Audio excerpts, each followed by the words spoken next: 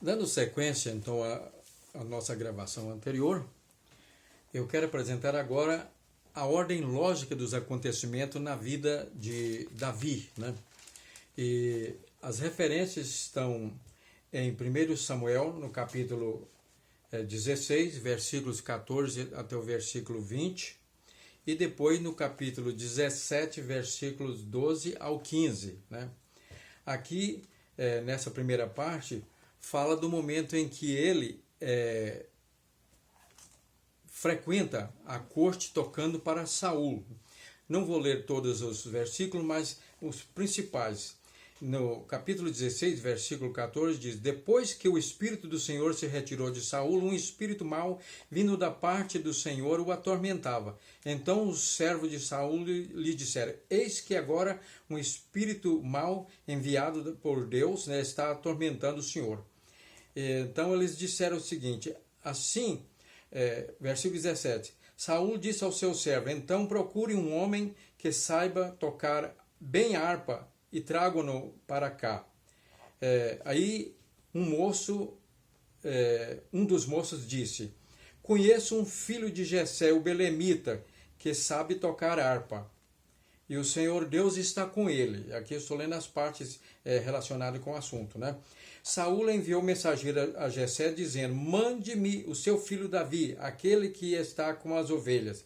Então Jessé pegou um jumento e o carregou de pão, um odre de vinho e um cabrito, e enviou a Saul por meio de Davi, seu filho, né? Assim Davi foi a Saul e esteve diante dele. Saul gostou muito dele e fez dele o seu escudeiro. É bom notar aqui, segundo os próprios especialistas e comentaristas, esse texto ele está fora de ordem. O redator, mais tarde, o editor, nós sabemos que o texto atual do Velho Testamento sofreram várias edições, até que chegou um momento em que está na forma atual, né? Que isso aconteceu no século 100 depois de Cristo. Então, os editores às vezes pegavam um documento e outro, e como diz um comentarista, né? Ele diz, aqui colocaram acontecimento assim de forma desajeitada, fora da ordem. E então nós podemos ver agora no capítulo 17, versículo 12, aqui nós vemos Davi indo até Saul para tocar, né? 17:12 diz o seguinte, né? Davi era filho daquele Efrateu de Belém, de Judá, cujo nome era Jessé, e que tinha 8 filhos. Nos dias de Saul, Jessé já era bastante idoso entre os homens. Os 3 filhos mais velhos de Jessé tinham ido com Saul para a guerra. E aqui diz o seguinte no versículo 14: Davi era o mais moço, só os 3 mais velhos seguiram Saul. Davi, porém, ia a Saul e tocava para e voltava. Davi, porém, ia a Saul e voltava para apacentar as ovelhas de seu pai em Belém. Aqui é essa sequência, né? Agora vamos para a segunda etapa da vida de Davi. Ele ia, repito, voltava. Ia e voltava. Agora ele é enviado para mandar suprimentos. Nós temos a referência em 1 Samuel 17, no versículo 1, que está fora de ordem, o relato, como eu já disse. Os filisteus se reuniram às suas tropas para a guerra em Socó, que fica em Judá. Eles acamparam entre Socó e Azeca, e em Éfes-Damim, né? Aqui então começa esse duelo até o versículo 11, onde nós encontramos que diz o seguinte: Quando Saul e todo Israel ouviram essas palavras do filisteus, ficaram assustados e com muito medo, né? Lá o desafio do Golias. No versículo 16 diz o seguinte: o filisteu vinha de manhã e de tarde, apresentando-se durante 40 dias. Aí acontece a terceira etapa agora da sequência lógica na vida de Davi. Davi mata o Golias. Onde está a referência? começa no versículo 17 do capítulo 17 também, onde diz o seguinte: Jessé disse a Davi, seu filho: peço que você leve para os seus irmãos uma medida desse trigo tostado e esses 10 pães. Corra e leve isso para os seus irmãos no acampamento. Ali então Davi vai e chega, entrega ali os suprimentos, e há mais detalhes que nós não vamos entrar aqui. Quem não conhece o texto pode ler a sequência aí do capítulo 17, a partir do versículo 17. Então Davi enfrenta o Golias e vence-o, né? E naquele momento então ele volta com a cabeça do Golias, do gigante, na mão, e se apresenta a Saul, né? E ali ele é então identificado como filho de Jessé. E como eu disse anteriormente na outra apresentação, Saul tinha contato com Davi, mas ele não prestava atenção, talvez pela sua perturbação, né? Quando ele melhorava, então Davi saía discretamente. Agora Saul passa a conhecer pessoalmente quem é Davi, né?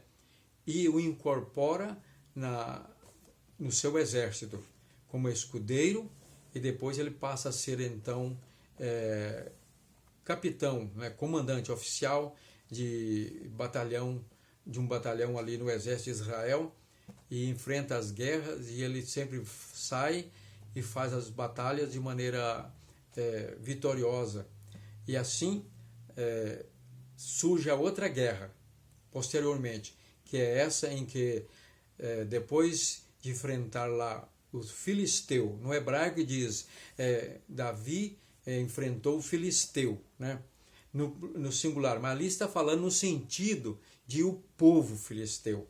Por isso a Almeida Revista e Atualizada, que é a versão clássica, traduz de maneira correta o pensamento, né, o conceito de voltando Davi de guerrear, de matar os filisteus, né, que vem no plural, né, aí da palavra hebraica filisti, né, no plural filistim, da onde surge o termo em português palestinos, né, os palestinos, ou então os filisteus, né, o filisteu no singular, filisteus no plural, filisti, filistim, né, filisti, filisteu, filistim, filisteus.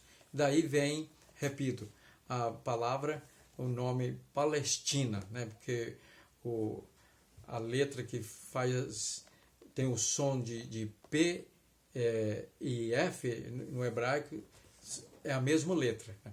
Muda ali na forma de pronunciar, que às vezes tem um sinal para destacar, né, o som mais forte. Portanto, fica aqui essa explicação, né? E nós podemos ver aí então no capítulo 18, versículo 2, encerra então essa apresentação para reforçar o que eu já disse. Depois de Davi ter falado com Saul, ali depois de apresentar a cabeça do gigante para Saul, diz o seguinte: a alma de Jonatas se ligou com a de Davi, numa profunda amizade, né? E Jonatas o amou como a sua própria alma. Versículo 2. Naquele dia, Saul reteve Davi e não permitiu que ele voltasse para a casa de seu pai. Portanto, agora surge um longo período, repetindo, até aquele momento que enfrenta outra guerra contra os filisteus, e acontece o incidente daquela recepção toda honrosa, com as mulheres cantando, dando para Davi a vitória sobre os 10.000, né? E para 10 milhares, e para Saul apenas milhares, o que torna Saul então inflamado de inveja e a partir daí inimigo ferrenho, né? Incansável contra Davi.